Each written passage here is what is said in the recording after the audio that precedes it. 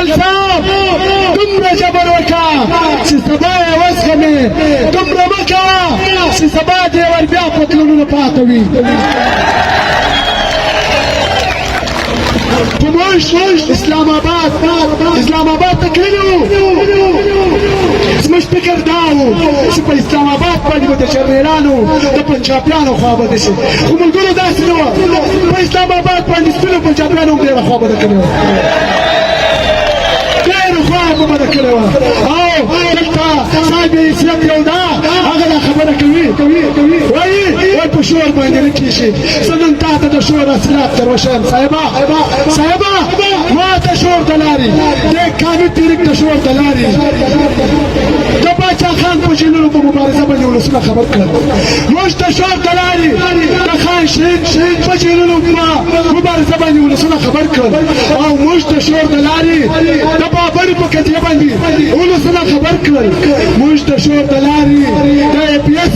د شهیدانو په وینه باندې ولسونه خبر کړل، او موږ د شور د لارې د کوټې د وکیلانو په قضیه باندې دا ولسونه خبر کړل، او موږ د شور د لارې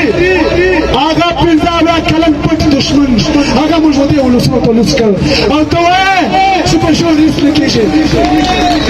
ته د خپله نو مغزو غم وخوره، ستا په مغزو کې کار ده، ستا په مغزو کې ډېر کار ده، ته د مغزو غم وخوره.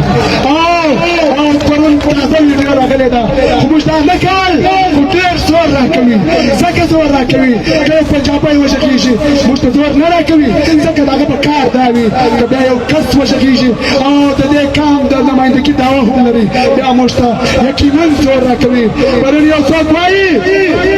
چې دوی اسلام آباد ته تللي وه، داسې سختې خبرې وکړې چې دا موږ نسو کولی،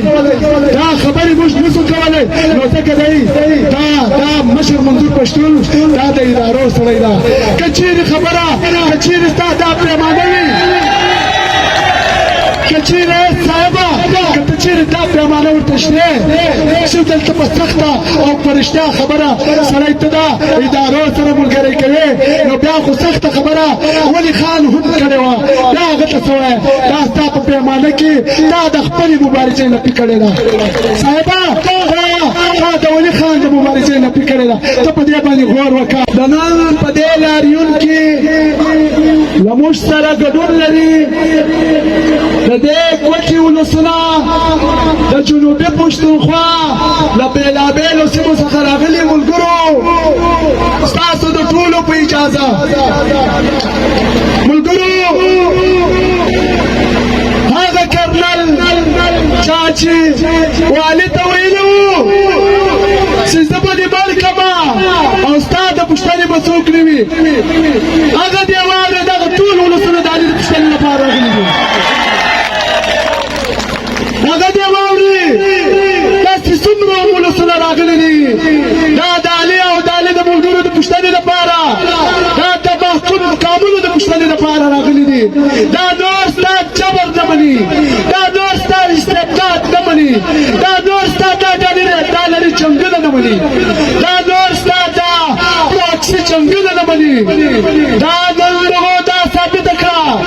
چې موږ پر خپله خاوره باندې امن غواړو، موږ پر خپله خاوره باندې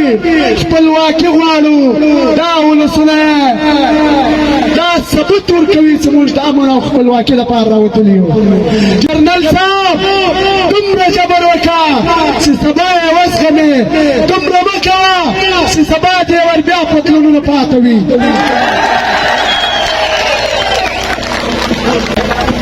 او که چېرې موږ ملي وحدت قامي وحدت ترلاسه کړو، بیا به دغه ستا چاوړیانې دغه ستا پوستې دا به زموږ قامي او تاریخي اثار ګرځو. خلک به پوښتنه کوي چې دا کومې چاوړۍ دا د څه شي دپاره، او دلته څوک وو؟ دا ولسونه به ورته وایي چې دلته جابران، دلته یو داسې پوځونه راغلي ول د دې ولسونو سره ځمکې قبضه کړې وې، خو نن دوی نشته، دا قامي اثار ګرځېدلي دي، دا د دوی چاوړۍ. او که چېرې موږ بیا ملي وحدت ته ورسېدو بیا دې په یاد وساتي والله علي سکه د یو ریړۍ والا پوښتنه به لا درڅه کوو ترکان پښتنه بلا د سکو ستا څه خیال ده ستا ته خلک دا ولسونه ستا په دې استبداد تر خپل قامي تګلارې په شا کې ستا پلار یې والله که په شا کې دا ولسونه درته ثابته کړه چې موږ له دې قامي تحریک سره ولاړ یو او ملګرو دلته موږ اسلام آباد ته لاړو اسلام آباد ته له مختلفو سیمو څخه پښتانه راوتلي ول چا 800 کیلومتره سفر په دې خاطر کړی و چې موږ ته به انصاف راکړي او زموږ به غوښتنې ومني چا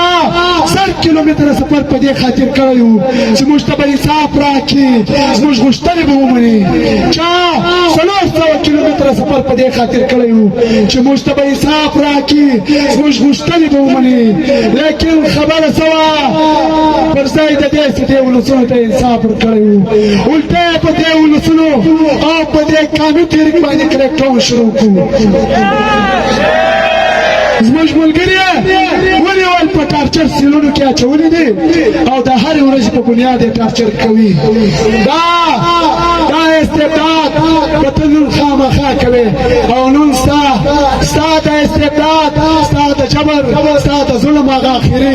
اخري مرحلې دي د دې بعد به بیا ته نه وتوانېږې په دې ولسونو باندې جبر وکړې دا ولسونو نن کامې شعور یې ترلاسه کړې ده هېڅوک نشي کولی چې نور جبر باندې وکړي خو موږ اسلام آباد ته تللي وو زموږ فکر دا و چې په اسلام آباد باندې به د جرنیلانو د پنجابیانو خوا به شي خو ملګرو داسې نه وه په اسلام آباد باندې سپینو پنجابیانو هم ډېره خوا بده کړې وه ډېره خوا به بده کړې وه او دلته صاحب حیثیت یو ده هغه دا خبره کوي وایي په شور باندې نه کېږي زه نن تا ته د شور اصلات در وښیم صاحبه ما ته شور د لارې دې قامي تحریک د شور د لارې د باچا خان په جنونو په مبارزه باندې ولسونه خبر کړل موږ د شور د لارې د خان شهید په جنونو په مبارزه باندې ولسونه خبر کړل او موږ د شور د لارې د بابړي په قضیه باندې ولسونه خبر کړل موږ د شور د لارې د APS د شهیدانو په وینه باندې ولسونه خبر کړل او موږ د شور د لارې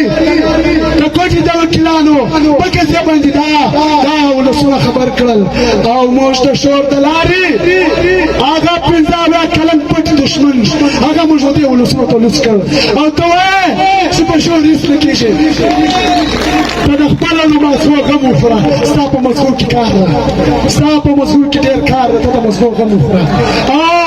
او پرون تازه ویډیو راغلې ده خو موږ دا نه کول خو ډېر زور راکوي ځکه زور راکوي که یو پنجابی وژغېږي موږ ته زور نه راکوي ځکه د هغه په کار دا وي که بیا یو کس وژغېږي او د دې قام د نمایندګي دعوه هم لري بیا موږ ته یقینا زور راکوي پرون یو څوک وایي چې دوی اسلام آباد ته تللي وه داسې سختې خبرې وکړې چې دا موږ نسو کولی دا خبرې موږ نسو کولی نو ځکه دی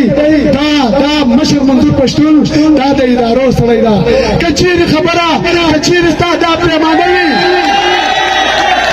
که چیرې صاحبه که ته چیرې دا پیمانه ورته شته چې دلته په سخته او په رښتیا خبره سړی ته دا ادارو سره ملګری کوي نو بیا خو سخته خبره ولي خان هم کړې وه دا هغه ته څه وایه دا ستا په پیمانه کې دا د خپلې مبارزې نفي کړې ده صاحبه دا د ولي خان د مبارزې نفي کړې ده ته په دې باندې غور وکړه او ولي خان یوازې سختې خبرې نه بلکې رښتیا یو کتاب یې هم لیکلی ده هغه ته بیا ته څه وایې دا ستا پیمانه دا سیاسي پیمانه نه ده دا په ذاتي او د یو څو کرنیلانو دانه او د خوښې دپاره تا دا پیمانه ایښې ده خو دا یو خبره کوو په ډېره بخښنه سره موږ اسلام آباد ته د دې ولسونو د امن دپاره تللي وو موږ دې ولسونو ته امن راوړئ موږ د دې ولسونه وسایل ژغورل خو دلته اسلام آباد ته خلک ولاړل موږ ولیدل چې له هغې خوا یې ډونګې راخیستې وې له هغې خوا یې سړکونه راخیستي ول په بدل کې یې له هغې خوا سره بندونه راخیستي ول لیکن پی ټي ایم یوازې د امن خبره وړې وه پی ټي ایم د یتیمانو خبره وړې وه پی ټي ایم د دهقان خبره وړې وه دا چا د وس خبره نه ده ستا خپل پارلمنټ کوټې کو لیکن د پی ټي ایم په کارکنانو د پی ټي ایم په مشرتابه باندې به نور دا خبرې نه کوې نور دا خبرې ته موږ هېچ چا ته هم اجازه نه ورکوو چې دا خبرې موږ باچو ته هم اجازه نه ورکوو نو ته څوک یې چې دا خبرې کوې ولسونه نور ولسونه په دې شان ولس یې غولولی نور نیټه غولوی شي نیچر نه لا غولوی شي دا ولسونه کامل شعور ترلاسه کړی ده دا د خپل په فکر په لاره باندې یعنې د فکر د لارې دا کامل تکراره تعقیب کړې ده او نور زه ستاسو وخت نه اخلم ډېره مننه کوم